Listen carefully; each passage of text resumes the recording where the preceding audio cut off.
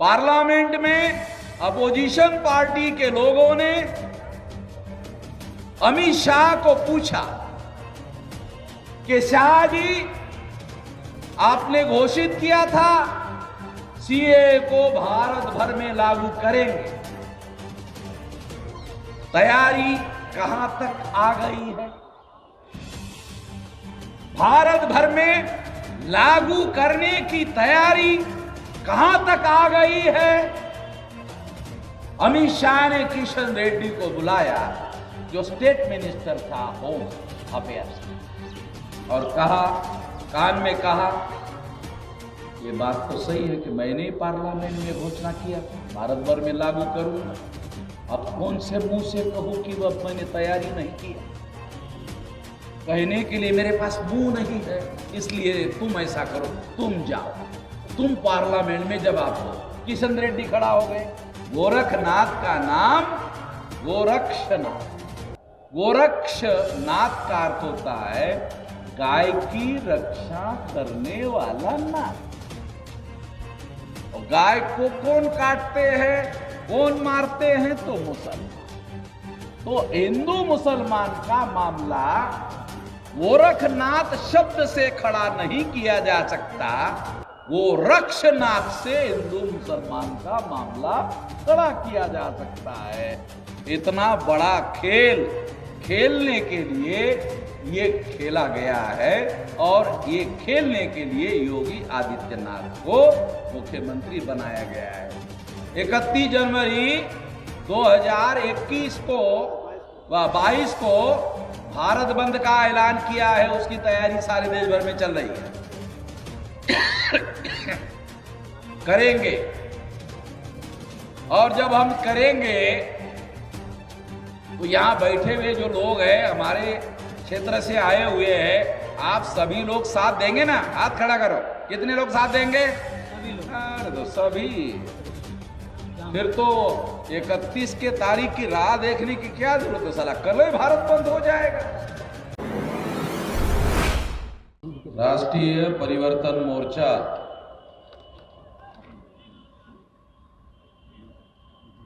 शायद आप लोगों के लिए नया नाम है, और वास्तव में ये नया नाम है, और इस नए नाम के नाम पर हम लोग यहाँ कानपुर में मंडल स्तरीय रैली में इकट्ठा हुए हैं। उत्तर प्रदेश में ऐसी 18 मंडलों में 18 रैलियां होगी। सारे उत्तर प्रदेश में 403 विधानसभा में 18 मंडलीय रैलियां होगी। 9 जनवरी तक लगातार होगी। ये राष्ट्रीय परिवर्तन मोर्चा चूंकि नया है, इसको schedule caste, backward class, schedule tribe और माइनॉरिटी में मुस्लिम, क्रिश्चियंस, बुद्धिस्ट, इन लोगों ने मिलकर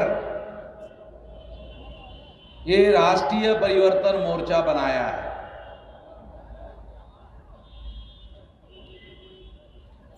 अब ये संख्या 35-36 दलों की हो गई है। अब लगभग इसमें 35-36 दल है। कुछ जिले लेवल के हैं, कुछ 4-5 जिलों में काम करने वाले हैं, कुछ 7-8 जिलों में काम करने वाले दल हैं, कुछ प्रदेश स्तर पर काम करने वाले हैं, और कुछ राष्ट्रीय स्तर पर काम करने वाले दल हैं। ऐसे दलों के लोगों ने मिलकर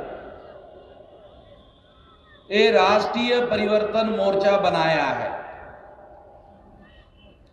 और ये जो छोटे दल है ये चलकर मेरे पास आए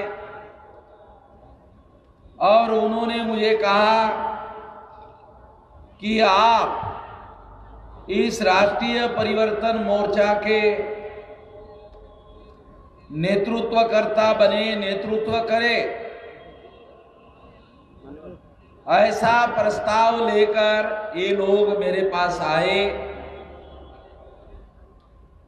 मैं राजनीतिक आदमी नहीं हूं, मैं राजनीतिक पार्टी का सदस्य नहीं हूं, राजनीतिक पार्टी का नेता नहीं हूं।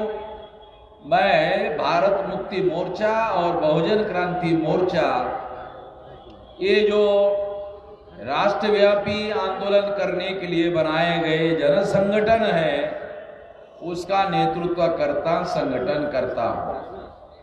वामसेव का पिछले 20-21 साल से राष्ट्रीय अध्यक्ष हूं और 19 साल की उम्र से मैं इस काम में लगा हुआ हूं। अभी मेरा 64 साल समाप्त हो गए और लगभग 44-45 साल से हम लोग इस देश में वंचित लोगों का, शेड्यूल कास्ट का, शेड्यूल टाइप का, नोमिडिक टाइप का, एमबीसी का, ओबीसी का, माइनॉरिटी का, जिसमें मुस्लिम है, सिख है, ईसाई है, बुद्धिस्ट है, जैन है, लिंगायत है, इन लोगों का संगठन बर्ता बनाने का काम करता रहा हूं।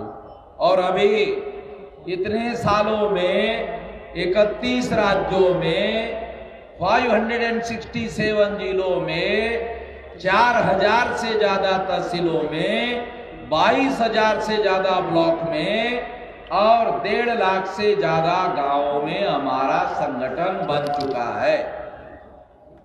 इतना बड़ा संगठन बन चुका है। ये छोटा मोटा संगठन नहीं है, ये बहुत विशाल संगठन बन चुका है सारे देश भर में। और ये इतना विशाल बन चुका है कि 5 मार्च 2019 को 13 पॉइंट रोस्टर के विरोध में 200 पॉइंट रोस्टर लागू करने के लिए हमने भारत बंद का ऐलान किया था और भारत बंद हुआ था। भारत बंद होने के बाद नरेंद्र मोदी को मजबूर होकर संसद में संविधान संशोधन करना पड़ा और 200 पॉइंट रोस्टर का कानून लागू करना पड़ा। यानी नरेंद्र मोदी को झुकना पड़ा। आप लोग जानते हो कि नरेंद्र मोदी कितना अकड़ू आदमी है, कितना अकड़ता है। मरा हुआ आदमी बहुत ज्यादा अकड़ता है, आप लोगों को मालूम है। तो इसलिए गांव देहात में लोग बोलते इसको तेल लगा, इसको घी लगा। क्यों बोलते? ये मरा हुआ आदमी ज्यादा अकड़ता है तो क्यों वो टाइट हो जाता है। जिंदा आदमी ऐसा होता है, ऐसा होता है, ऐसा होता है। यानी जो जिंदा होता है वो थोड़ा लचीला होता है। तो ये अकड़ू ज्यादा है, बहुत अकड़ता बहुत ज्यादा है। उस बहुत ज्यादा अकड़ने वाले आदमी को हमने सीधा किया और संसद में संविधान संशोधन करने के लिए मजबूर किया। रिकॉर्डेड बातें बोल रहा हूं, काल्पनिक बातें नहीं बोल रहा हूं, रिकॉर्डेड बातें बोल रहा हूं।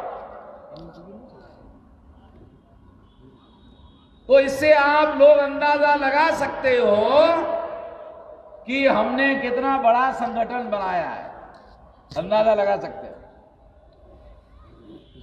29 जनवरी 2020 को सीए के विरोध में हमने भारत बंद किया। उसके पहले नरेंद्र मोदी और अमित शाह डेली कहते थे CA CA CA CA CA CA, daily कहते थे सीए। जैसे ही हमने 29 जनवरी 2020 को भारत बंद करवाया, उसके दूसरे दिन से सीए बोलना नरेंद्र मोदी ने, अमित शाह ने बंद कर दिया। अभी आपको सीए का शब्द सुनने को दिखता आता है दिखता है? हमने बंद करवाया 840 के करंट का झटका मारकर। आप लोगों ने 440 का करंट का झटका ही सुना होगा, हमने 840 के करंट का झटका लगाया और सीए बोलना ही बंद कर दिया। इसका रहस्य क्या है? थोड़ा रहस्य आपको बताना चाहता हूं ताकि आपको पता चले कि इसका रहस्य क्या है, बंद क्यों हो गया। आप लोगों को याद होगा, हमारे मुस्लिम भाई भी यहां उपस्थित है, इसलिए मैं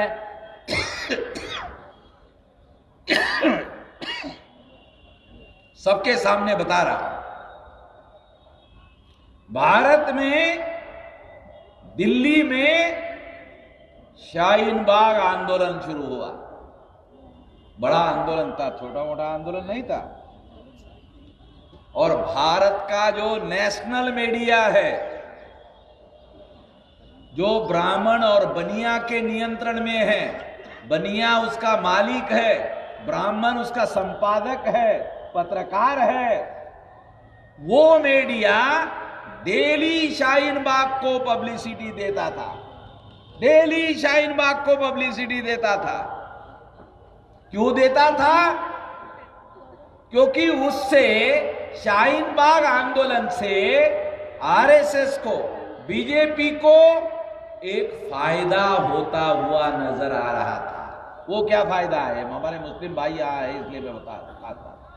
एक फायदा होता हुआ उनको नजर आ रहा था। वो फायदा क्या था कि जितना ज्यादा डेली मुसलमानों का आंदोलन बढ़ेगा तो प्रतिक्रिया में हिंदू भी इकट्ठा होगा, तो हिंदू मुसलमान का मामला खड़ा करने का मौका मिलेगा। तो ब्राह्मण बनिया प्रचार माध्यम को डेली खबरें छापते थे, तो मैंने 29 जनवरी 2020 को भारत बंद का ऐलान किया। भारत बंद का ऐलान सीए के विरोध में किया। 5 मार्च 2019 को मुस्लिम भाइयों ने रोस्टर के 13 पॉइंट रोस्टर के विरोध में साथ नहीं दिया था, मगर सीए के विरोध में राष्ट्रीय स्तर पर साथ सहयोग दिया भारत बंद को। तो 5 मार्च 2019 को जितना भारत बंद हुआ था, उससे कई बड़ा भारत बंद 29 जनवरी 2020 को हुआ। जब हुआ तो आरएसएस ने, बीजेपी ने, विश्व हिंदू परिषद ने सोचा, क्या सोचा कि हम तो एससी एसटी ओबीसी और मुसलमान को डेली लड़ाते हैं और भिड़ाते हैं। आप लोगों को पता है इस देश में हॉकी एक बड़ा गेम है, कबड्डी दूसरा बड़ा गेम है, क्रिकेट तीसरा बड़ा गेम है, मगर इसमें से कोई भी गेम आरएसएस के लोग नहीं खेलते। आरएसएस का सबसे बड़ा गेम क्या है? एससी एसटी ओबीसी को मुसलमानों से लड़ाना और मुसलमानों से भिड़ाना, यह उनका सबसे बड़ा गेम है। डेली खेलते हैं आरएसएस के लोग, बीजेपी के लोग, विश्व हिंदू परिषद के लोग, डेली उनका यही गेम है। तो उन्होंने सोचा, अरे हम तो डेली एससी एसटी ओबीसी को मुसलमानों से लड़ाते हैं और भिड़ाते हैं। ये क्या हुआ कि एससी एसटी ओबीसी एक तरफ और दूसरे तरफ मुसलमान, दोनों इकट्ठा आ गए और दोनों इकट्ठा आकर सीए के विरोध में भारत बंद कर दिया। ये क्या हुआ, ये कैसे हुआ, ये चमत्कार कैसे हो गया? तो उनको लगा कि अगर दोबारा सीए का मामला हम लोग आगे बढ़ाते रहेंगे, क्योंकि ये मुद्दा तो वामन मेश्राम के एजेंडे का नहीं है, सीए का मुद्दा तो आरएसएस का है, सीए का मुद्दा बीजेपी का है, सीए का मुद्दा विश्व हिंदू परिषद का है, सीए का मुद्दा बजरंग दल का है। ये वामन मेश्राम के एजेंडे का मुद्दा नहीं है। मुद्दा तो हमने ही वामन मेश्राम को दिया, और इस वजह से एक तरफ एससी एसटी ओबीसी और दूसरी तरफ मुसलमान सारे देश भर में इकट्ठा आ गए। हमारी ही गलती की वजह से ये सारे लोग इकट्ठा आ गए। ये गलती हमने की। आरएसएस के लोगों को लगा ये गलती हमने की। जब गलती हमने की तो आरएसएस बीजेपी ने सोचा हमको ही सुधारना होगा। जब गलती हमने की तो सुधारना भी हमको ही होगा। पार्लियामेंट में अपोजिशन पार्टी के लोगों ने अमित शाह को पूछा कि शाह जी, आपने घोषित किया था सीए को भारत भर में लागू करेंगे, तैयारी कहां तक आ गई है? भारत भर में लागू करने की तैयारी कहां तक आ गई है? अमित शाह ने किशन रेड्डी को बुलाया, जो स्टेट मिनिस्टर था होम अफेयर्स, और कहा, कान में कहा, ये बात तो सही है कि मैंने पार्लियामेंट में घोषणा किया था भारत भर में लागू करूंगा। अब कौन से मुंह से कहूं कि वह मैंने तैयारी नहीं किया? कहने के लिए मेरे पास मुंह नहीं है, इसलिए तुम ऐसा करो, तुम जाओ, तुम पार्लियामेंट में जवाब दो। किशन रेड्डी खड़ा हो गए, होम अफेयर्स के स्टेट मिनिस्टर थे, उन्होंने पार्लियामेंट में जवाब दिया ऑन रिकॉर्ड। मैं रिकॉर्ड की बातें बता रहा हूं आप लोगों को। ऑन रिकॉर्ड जवाब दिया। क्या जवाब दिया? अपोजिशन ने पूछा था सीए भारत भर में लागू करने के लिए आपकी तैयारी कहां तक है? तो सरकार ने, किशन रेड्डी ने जवाब दिया, सरकार ने अभी तक इस पर कोई विचार नहीं किया। सरकार ने अभी तक इस पर कोई विचार नहीं किया है, और अगर करेंगे तो वामन मेश्राम दोबारा भारत बंद कर देंगे। जितने एससी एसटी ओबीसी और मुसलमान इकट्ठा आ गए थे और इकट्ठा आ जाएंगे, और जब सारे लोग इकट्ठा आ जाएंगे, एससी एसटी ओबीसी प्लस मुसलमान इकट्ठा आ जाएंगे, तो ये जो लोग हैं, ये हमारे एक एक के हिस्से में एक एक भी नहीं आता है। इतने हैं, ज्यादा नहीं है, एक एक के हिस्से में एक एक भी नहीं आता है। लड़ाई लड़ना तो हमारा काम है। एससी एसटी ओबीसी को मुसलमानों के विरोध में, फसाद में, दंगे में इस्तेमाल करते हैं। वो लोग मैदान में आकर कभी कोई फसाद नहीं करते हैं, न कर सकते हैं। ये उनकी ताकत नहीं है। तो ये तो उनकी फितरत है। मैं आपको जितना विशाल आंदोलन हमने खड़ा किया उस संबंध में बता रहा हूं कि इसका भी बंदोबस्त हमने किया, सीए का भी बंदोबस्त हमने किया। आपके जानकारी के लिए बता दो, इतना बड़ा संगठन हम लोगों ने बनाया है। अभी 31 जनवरी 2021 को ओबीसी की जातीय आधारित गिनती के मुद्दे पर भारत बंद का ऐलान किया है। 31 जनवरी 2021 को व 22 को भारत बंद का ऐलान किया है। उसकी तैयारी सारे देश भर में चल रही है। करेंगे, और जब हम करेंगे तो यहां बैठे हुए जो लोग हैं, हमारे क्षेत्र से आए हुए हैं, आप सभी लोग साथ देंगे ना? हाथ खड़ा करो, कितने लोग साथ देंगे? सभी लोग। अरे तो सभी, फिर तो 31 के तारीख की राह देखने की क्या जरूरत है, साला कल ही भारत बंद हो जाएगा, तो ज्यादा समय नहीं लगने वाला है। तो तैयार लोग, तैयारी है। तो इसलिए साथियों, हम लोग आने वाले समय में 10 साल में 20 बार भारत बंद करेंगे। ये भी थोड़ा सा गणित बता देता हूं।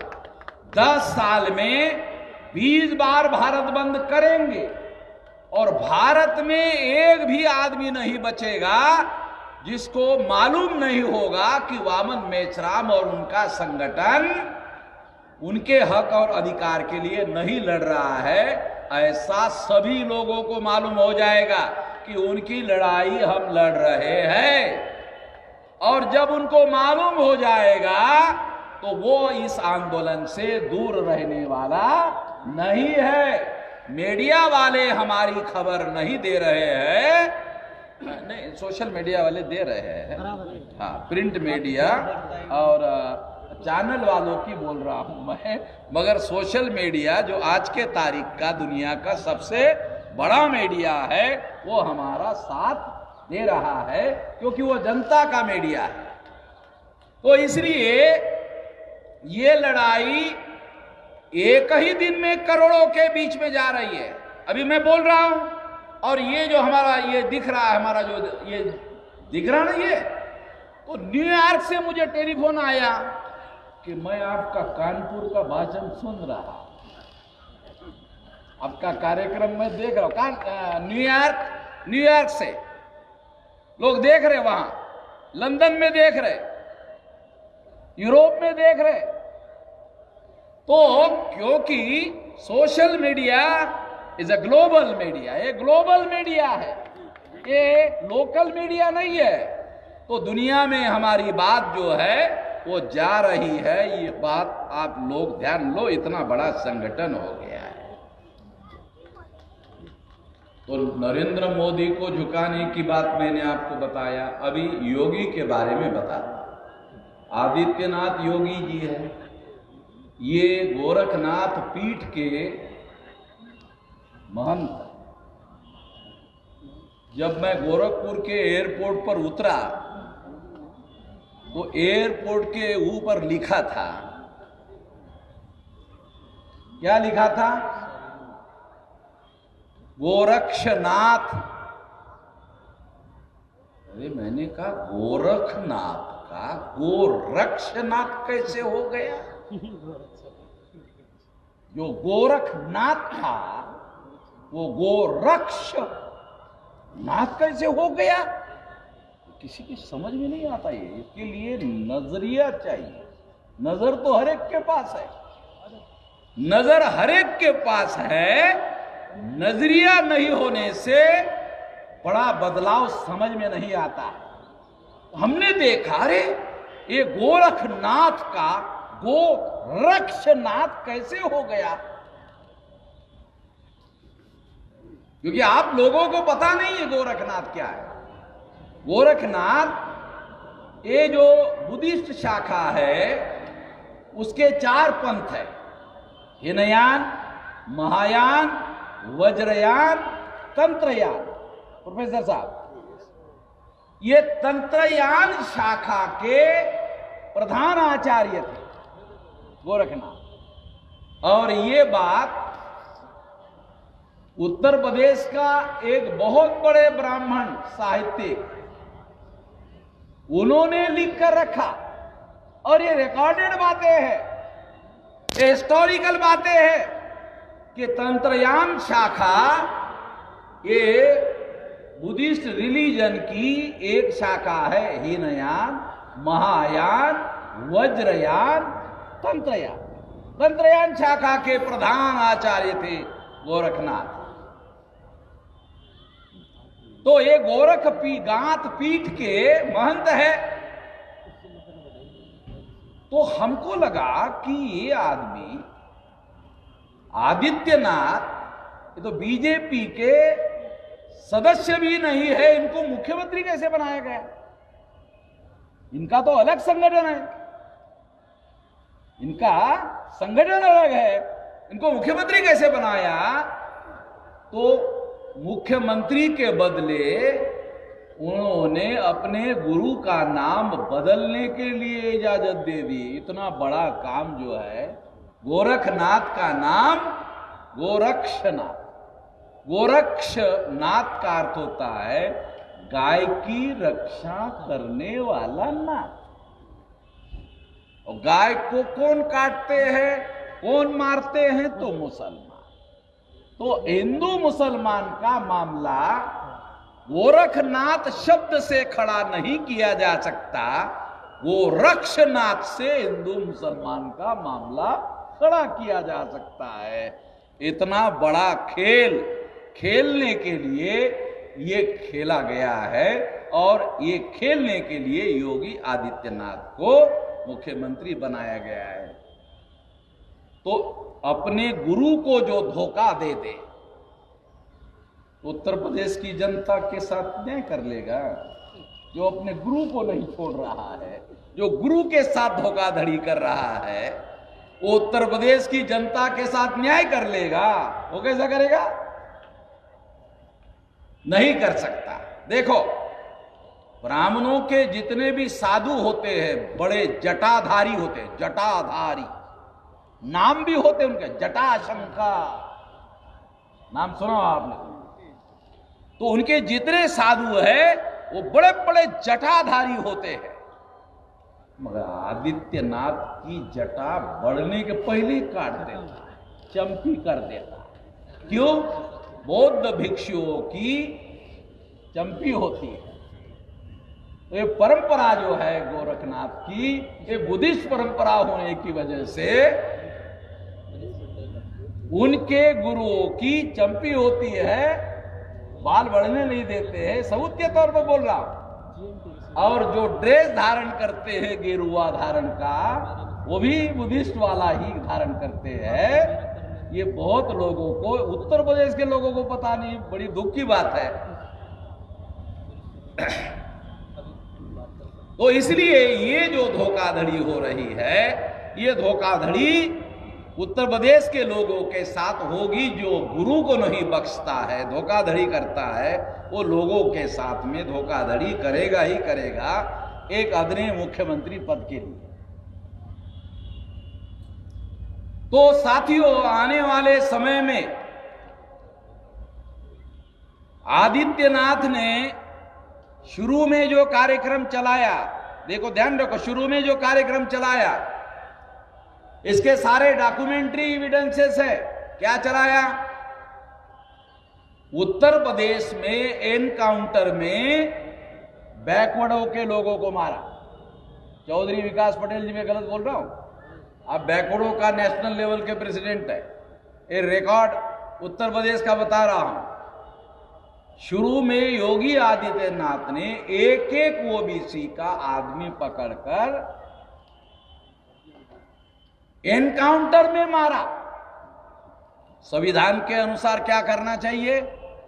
अगर आरोपी है, अगर मान लो उसके ऊपर आरोप है, तो एफआईआर दाखिल करो, उसको अरेस्ट करो, अरेस्ट करने के बाद उसको कोर्ट में लेके जाओ, और जमानत देने लायक है तो जमानत दे दो, नहीं तो अंदर रखो, कोर्ट में केस चले, अपराध सिद्ध हो जाए, उसके बाद वो अपराधी माना जाता है, उसके बाद सजा होती है। इन्होंने ऐसा कुछ नहीं किया। देख ऐसा 50-60 मेरे ख्याल से ओबीसी के लोगों को मारा, हाँ, ज्यादा लोगों को मारा। इनके पास ज्यादा आंकड़ा है, ज्यादा ओबीसी के लोगों को मारा, ओबीसी के लोगों को मारा। दिल्ली में ओबीसी प्रधानमंत्री, इधर ओबीसी को एनकाउंटर में मारा। तो दिल्ली वालों ने उनको कहा, योगी जी, चुनाव आने के दौरान फिर ये ओबीसी वोट नहीं देगा, चुनाव जब आएगा तो फिर वोट नहीं देगा, नहीं देगा, मामला बहुत उल्टा हो जाएगा। और चुनाव जीतना मुश्किल हो जाएगा।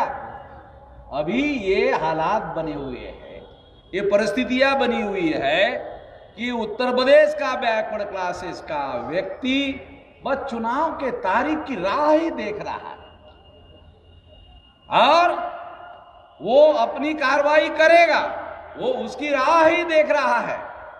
इसके पहले कि ये जो जागृति लोगों में आई बैकवर्डों में, ये खत्म करने के लिए उन्होंने बहुत सारे मुसलमानों के नाम लेकर उनके घरों पर बुलडोजर घुमाया और बहुत सारे कार्रवाई करने की कोशिश की, ताकि ओबीसी के लोगों को लगे कि नहीं नहीं, हम ओबीसी के विरोध में नहीं है, हम तो केवल मुसलमानों के विरोध में।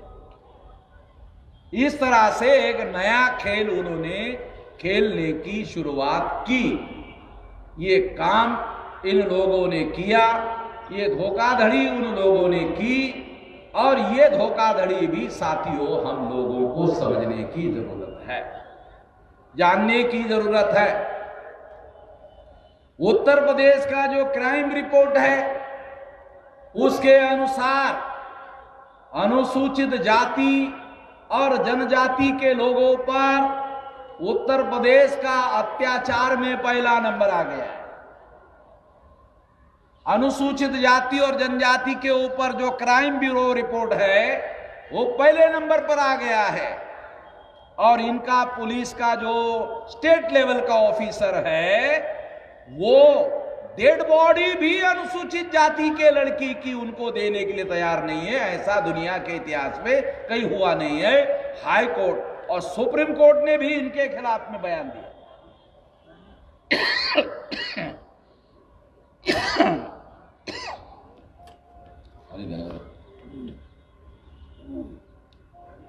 तो इस तरह से साथियों ये सारा अत्याचार का खेल इस देश में हो रहा है, ये जानना, ये समझना जरूरी है।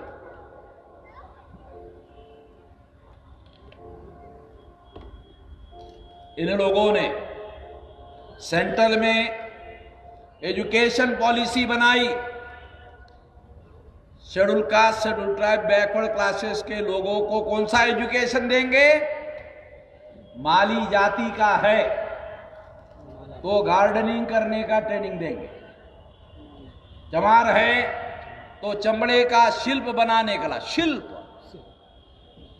चमड़े का, धोबी को कपड़ा बढ़िया तरीके से कैसे धोना है, निषाद मल्ला केवट को कहा कि मछली कैसे मारना है ना। हाँ। और किसानों का तो आप देख ही रहे हैं कि 708 के लगभग किसान जो है आंदोलन में शहीद हुए। आंदोलन में इतने लोग शहीद हुए, उसके बाद 3 कानून वापस लिया।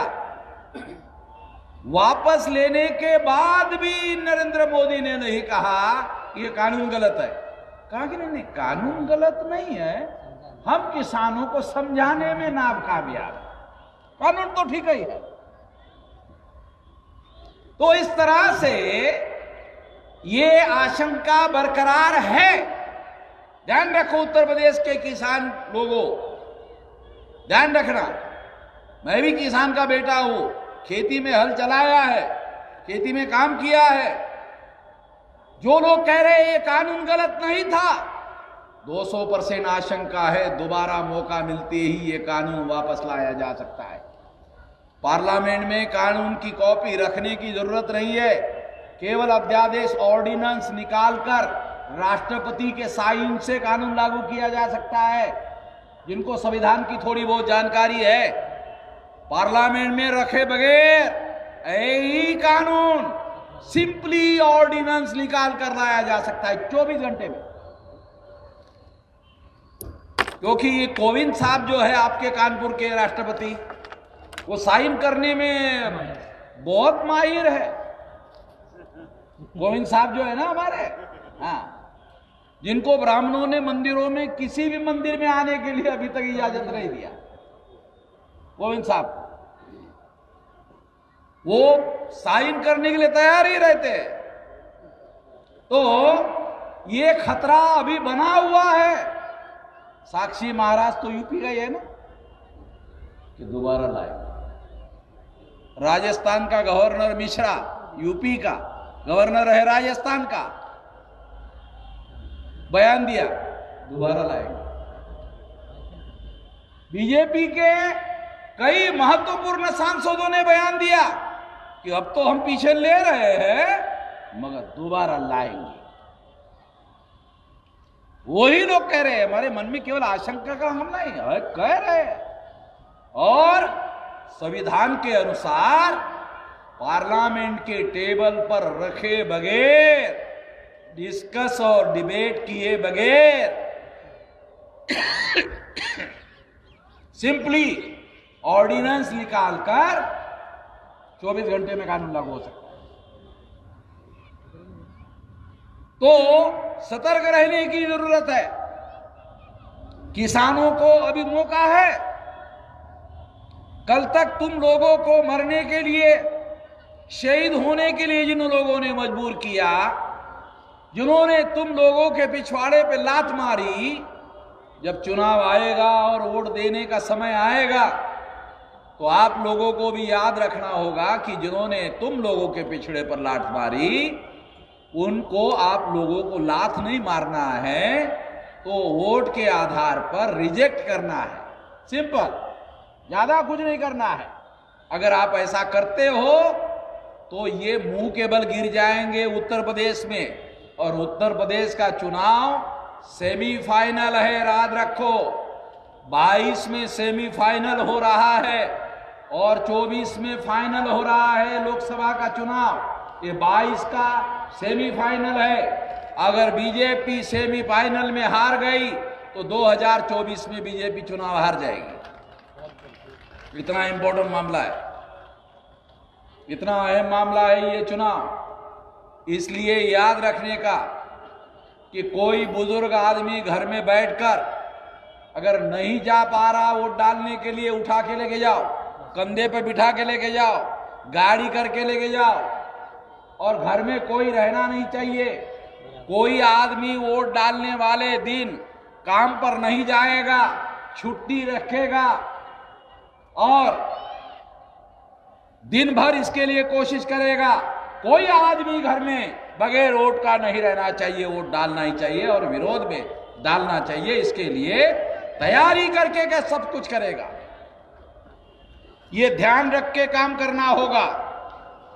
और इस तरीके से यदि हम अपना काम करते हैं तो निश्चित रूप से हम लोग आने वाले समय में सफल हो सकते हैं। ये सफलता हम लोगों को हासिल करनी होगी। ये बात सबसे ज्यादा अहम है। आखिरी बात कहना चाहता हूं, बहुत लंबी बात कहने के बजाय आपने बहुत सारी बातें हमारे लोगों ने कही, आपने सुनी। आखिरी बात कहना चाहता हूं और वो बात ये है कि इन लोगों के द्वारा जो 1950 से देश में लोग सरकार चला रहे हैं और अभी बीजेपी वाले आए, उनकी आर्थिक नीति और इनकी आर्थिक नीति में कोई फर्क नहीं है। दोनों की आर्थिक नीति एक ही है और दोनों की आर्थिक नीति की वजह से देश में भूखमरी फैली है और लोगों को पेट भर अन्न नहीं मिल रहा है। इसका सबूत क्या है?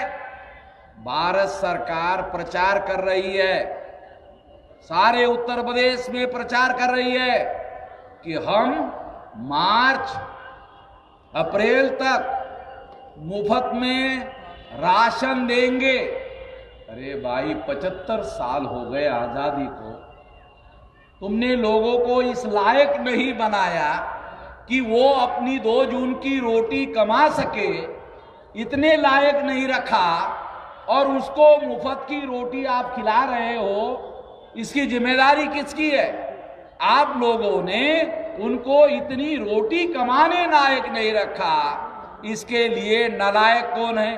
वो लोग जो कमाने लायक नहीं है। वो कह रहे हैं हम मेहनत करने के लिए तैयार है, हम मेहनत से रोटी खाने के लिए तैयार है, सम्मान और स्वाभिमान से रोटी खाने के लिए तैयार है, मगर रोजगार देने के लिए सरकार लोगों को आज तक सफल नहीं हुई।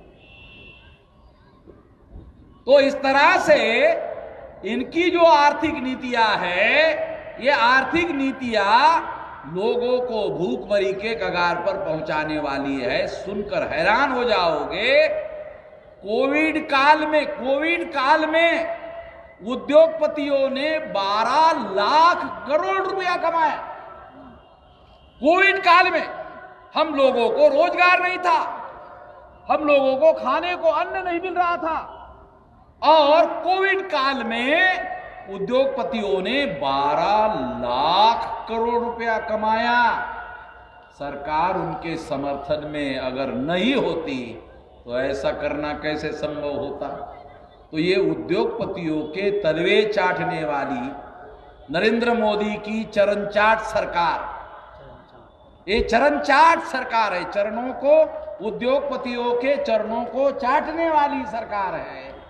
इन लोगों को आप लोगों के चरणों से ही खदेड़ना होगा।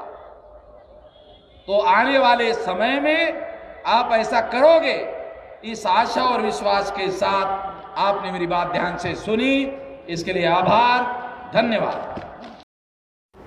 सब्सक्राइब करें आपके अपने चैनल समता आवाज़ टीवी को, बेल आइकन दबाना ना भूलें सबसे पहले हमारी वीडियो देखने के लिए।